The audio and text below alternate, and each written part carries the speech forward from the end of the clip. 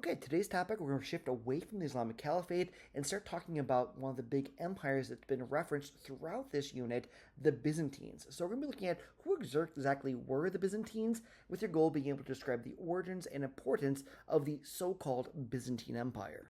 So looking at this timeline here, each dot representing 50 years, so a little more zoomed in from this timeline from the previous lesson, you can see the Byzantine Empire's purple line here stretches all the way across the screen, with it predating the founding of the Islamic faith and kind of coinciding with the end of the Western Roman Empire. So there's a lot going on. You can also see, for instance, the Viking raids in Europe are going at the same time the Byzantines are going on. There's this East-West schism in Christianity, which we're going to be talking about. The Crusades are right here at the edge here. The Islamic Golden Age is throughout this span. So there's a lot going on that we're going to, and including some events that we are going to come back to in a later unit when we talk about the European Dark Ages. There's a lot of overlap going on in history right now.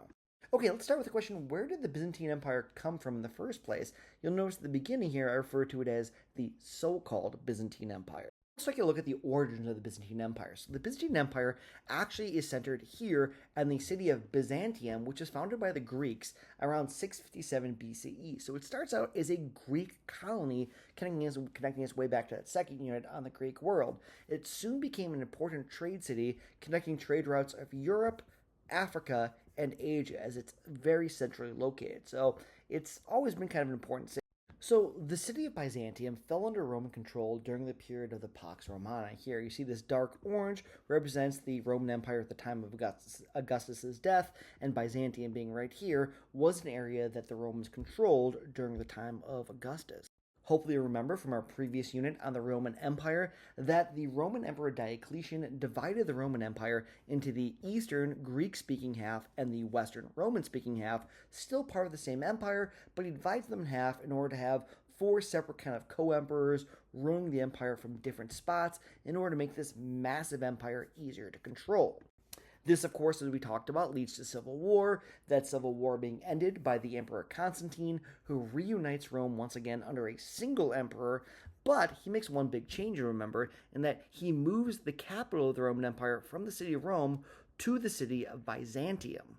And you'll remember he does this for several reasons. For instance, the East has a lot more of the resources and the wealth, with Egypt being here, the trade routes east.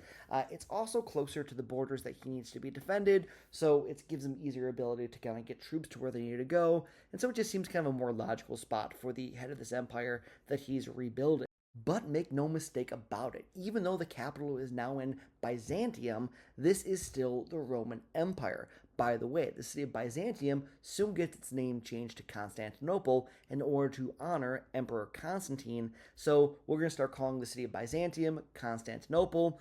But in 476 CE, the western half of the empire falls, and Constantinople continues to serve as the capital of the empire in the east, and the eastern half of the Roman Empire, the Greek-speaking half, continues for another 1,000 years. Historians now call this period the Byzantine Empire, though the people who lived over here in this time period that we historians call it the Byzantine Empire, they would have been calling it the Roman Empire. So the Roman Empire never actually fell until about the 16th century.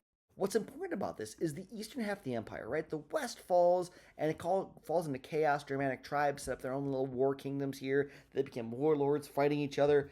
In the east, the Roman Empire continues, and they have access to the wealth of Egypt, the cotton, grain, and gold down here, gold, ivory, slaves, and spices from Ethiopia, trade routes going into Persia, to China, to India. So life keeps being pretty good for the eastern half of the empire, while the western half is languishing in the Dark Ages. And we'll return to that in a future unit. One of the big emperors you need to know about from the Byzantine Empire, one of the most important, other than Constantine himself, is an emperor named Justinian.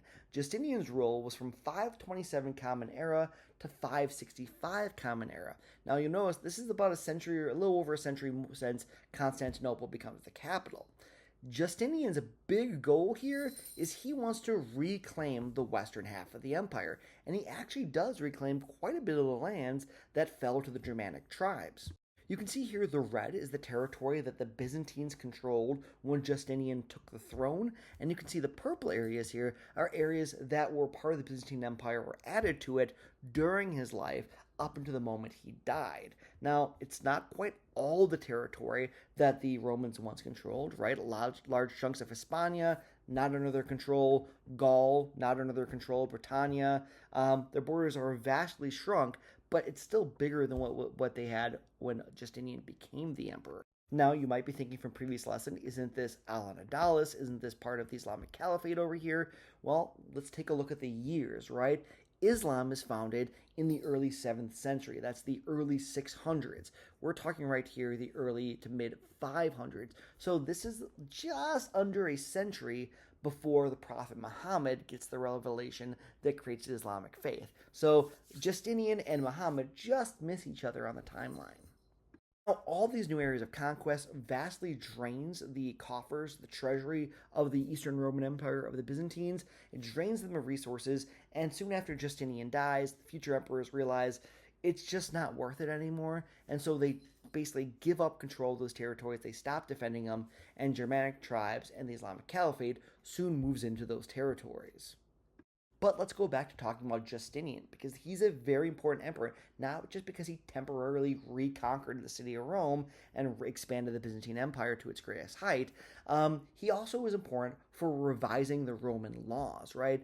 By the time Justinian takes control, the empire is 500 years old. And then there's also, of course, the preceding 500 years of the Republic. So that's 1,000 years of laws that keep building up on each other. So Justinian continues Roman ideas of rights, contracts, and governance. He weeds out contradictions in the laws. So there are some laws that say something's illegal, while other laws say the same thing is legal. And so he tries to fix those contradictions. Because he is a Christian Roman emperor at this point, he injects Christian morality into the laws on marriage, women's rights, church and state relations, so the relationship between the Christian church and the Roman government. And these relations are very similar to what you see happening under Sharia law in Islam under the Caliphate only a century later. And all of these changes, these reforms known as the Justinian Code, last as the basis of law in this empire for the next 900 years. So Justinian really kind of puts his stamp on this empire. And again, you can see this Jesus here giving his blessing to the emperors of the Byzantine Empire. So again, you see this connection between rulers trying to use religion in order to justify their control over the people. Again, this is a very common theme throughout human history. Rulers co-opting religion in order to justify control. Other things Justinian is known for is building the imperial capital up. So yes, the Constantinople, Byzantium, it's a very, very ancient city by the time Justinian comes around. But he's really known for, again, like he put his stamp on the laws of the Roman Empire in the East. He also put his stamp on the city of Constantinople and becomes well known for fortifying its defenses, building massive walls and sea defenses that allow them to protect against invasion. You can see here it's got a 3-tiered wall system here with a moat. So in order to attack the city of Constantinople, you had to get your armies across this moat, which could be flooded in an instant using a pipe system. Then there's a wall here. The arrows are being shot down at you. Another wall, more arrows. Another wall, more arrows. So these walls are pretty much impenetrable until the invention of, well, the cannon.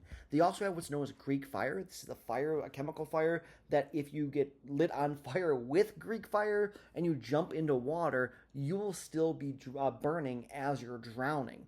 Another great invention is this giant chain they'd have that they could drag across the Golden Horn right here in order to basically rip apart the bombs of any ships that are coming to invade their city. And if you look closely here, you can see walls all around the peninsula that the capital city is also built on. Essentially, Constantinople is a fortress that no one can get through unless the Byzantines, Romans, want you to get into the city. We're going to be taking more of a look at these defenses in our lesson when we get back to class. Beyond fortifying the city itself, the Byzantine emperors, Justinian included, built aqueducts, palaces, hospitals, public baths, all the things you would expect to find in the Roman Empire. They continued to build in the East in the Byzantine Empire, but actually even on a larger scale. So while in the East, the aqueducts are being torn apart and no longer in use, in the West, the aqueducts are getting bigger and bigger, providing more water over longer distances. So because of all this, Constantinople becomes the richest and most fortified city in the medieval world. It'll still be around during the Dark Ages and the Middle Ages. We'll be talking about it as we get into those periods in next semester as well. So, what was life like for the average people of the Byzantine Empire? Let's take a look.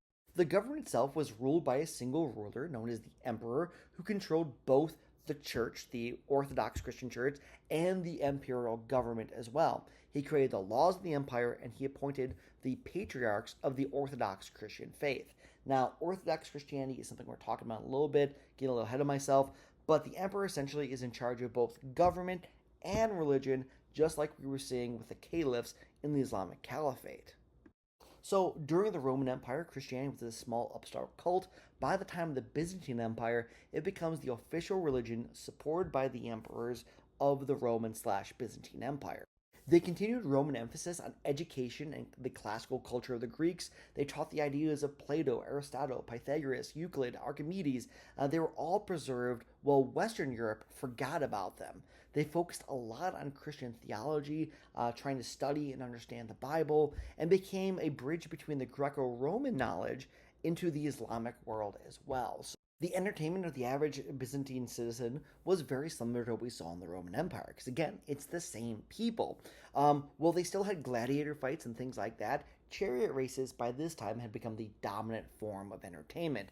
The Hippodrome, which you see right here, is a giant racing stadium. Think of it like NASCAR essentially, but a lot deadlier. That could hold 60,000 people with chariot teams fighting each other and racing each other. The fans of these two teams, known as the Blues and the Greens, were also tied to political factions. So you can kind of think of this like this was basically like the Blues and Greens weren't just sports teams, they were also like political parties.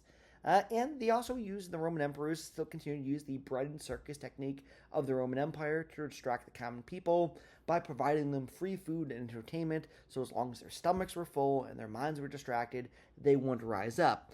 Of course, that didn't always work perfectly, as at one point one of these riots between the Blues and the Greens actually spills over into a conflict that almost overthrows Justinian himself, and in the last second it's saved by Justinian's wife Theodora, who we'll be looking at in class. So the Byzantine Empire, much like the Islamic Caliphate, is located in a very central location connecting all of Afro-Eurasia. You see the trade routes from Europe, Africa, all the way as far east as China and India, all converging in the central area, which then connects up to Constantinople itself. So it's a prime location. Muslim merchants from the Abbasid Caliphate were also part of these trade networks, and sometimes competitors, sometimes partners. So you see a lot of overlap between these two cultures, which is why I put them together in the same unit. Let's take a look at some of the challenges the Byzantines faced. Well, with trade comes disease, and during the time of Justinian, there was a outbreak of the bubonic plague that arrived via the trade ships from India, and this caused a lot of problems for the Byzantines. It actually almost killed Justinian himself. At its height, up to 10,000 people a day were dying in Constantinople alone, killing nearly half of the city's population. Now, COVID was bad. This was an entirely another level. 10,000 people a day, half of the city dead during this plague. The worst was over by the year 590, but outbreaks continue to happen for the next 200 years on and off again. It doesn't completely go away. Besides the constant bubonic plague coming back, the Sassanid Empire, also known as the Persian Empire, not the exact same Persian that fought the Greeks, but kind of the inheritors of the legacy of the Persians. They still have the Zoroastrian faith. They regularly clashed and fought with the Byzantines. So these two are constantly going at it. And right here, you see the burgeoning Islamic Empire, the Islamic Caliphate, happening right as these two empires were kind of at their weakest because of that constant warfare between the two. Now, by 700 Common Era, the Byzantines lost Syria over here, as well as Egypt and large chunks of North Africa to the Umayyad Caliphate. So that's a huge blow to the Byzantines as they start to shrink the area they control. So while yes, it is important because it is monumental engineering achievements, it's a continuation of the Roman Empire for 1,000 years after the West falls, but its connections to the religious world is equally important to study. So during the early days of what we now refer to as the Byzantine Empire, an event in Christianity called the Great Schism happens. The Great Schism was essentially because there used to be 5 main centers of religious power in the Christian world during the time of the early Byzantine Empire. Each place, Rome, Constantinople, Antioch, Jerusalem, and Alexandria, Each had what was known as a bishop, essentially the religious leader of the community, and all five bishops were essentially equal to each other. Now, the four in the east were all Greek speaking, thanks to the legacy of Alexander the Great, and these four bishops in Jerusalem, Constantinople, Antioch, and Alexandria all believed that they were equal in power to each other. No one was more important than the other. This was part of the teachings of Jesus of Nazareth. In the West, this bishop in Rome, he spoke Latin because that was the language of the Roman Empire. Again, this was after the fall of the Western Empire, but this bishop was still there, still in Rome, and he believed that he was more important than the other bishops because he lived at the heart of what was once the Western Roman Empire. Now, Rome and Constantinople are over 1,000 miles apart, let alone Alexandria, Jerusalem, right? So there's vast distances at a time when it takes very long to travel.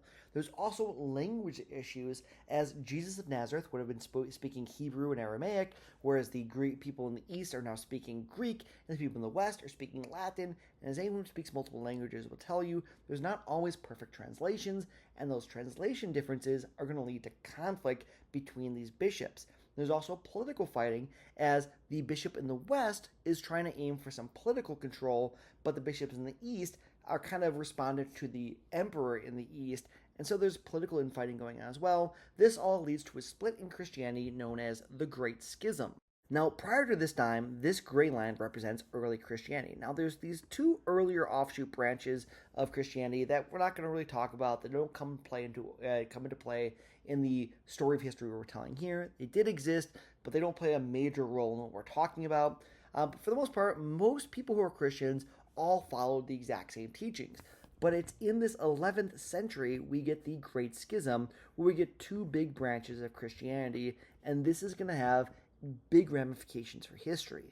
Now, in the West, controlled by the bishop in Rome, who becomes known as the Pope, they hold their religious services in Latin, and they believe the Pope has a direct line to God and is the head of their church. This version of Christianity becomes dominant in what was once the Western Roman Empire over here. We're going to be talking a lot more about them in second semester when we get to the Dark Ages of Europe and the Middle Ages in Europe, the Age of Exploration. Catholicism, the dominant form of Christianity in the world, plays a really, really big role in a lot of the major events of history, so we'll be coming back to them.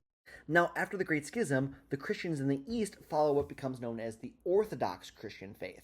They hold their religious services at first in Greek and then eventually in different languages in the East, and they believe there is no central leader in the faith. Essentially, it's more localized to the local communities, the needs of those communities.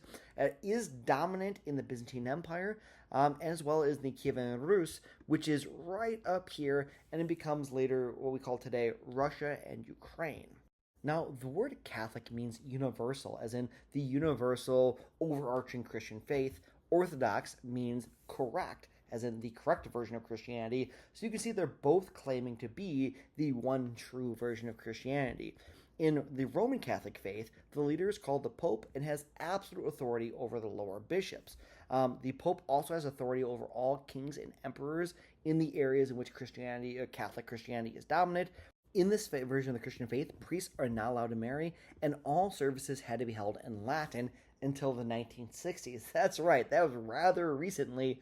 All Catholic Christian faith religious services had to be done in the Latin language, a language that really isn't spoken by anyone anymore.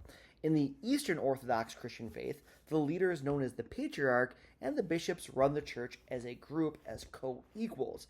The emperor in the Orthodox faith has authority over the officials of the church. So under Catholicism, the Pope is in charge of the political emperors, whereas in the Orthodox faith, the emperor, the political government, is in charge of the religious leaders. In the Orthodox faith, the priests are allowed to marry, and the languages used in the services are Greek, Russian, and other local languages. Now, again, they're both Christian faiths. They both have faith in Jesus of Nazareth as the Son of God. They both read the Bible, albeit different translations of it. Their leaders are priests and bishops, and both want to convert people to Christianity, believing it is their duty to get other people to join their version of the faith. Another important thing that we need to study the Byzantine Empire for is their constant conflict with the Islamic Caliphate. This will drastically limit the spread of Islam into Eastern European territories.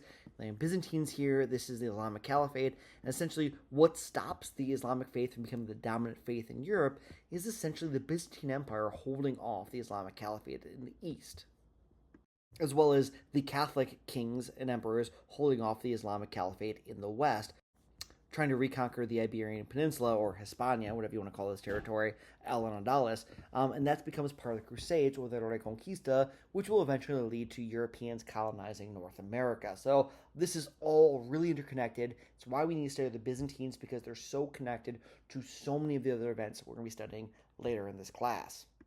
But this will lead to centuries of conflict between religions. First, Christians against Muslims, and then Christians against other Christians. So, really important that we study this culture.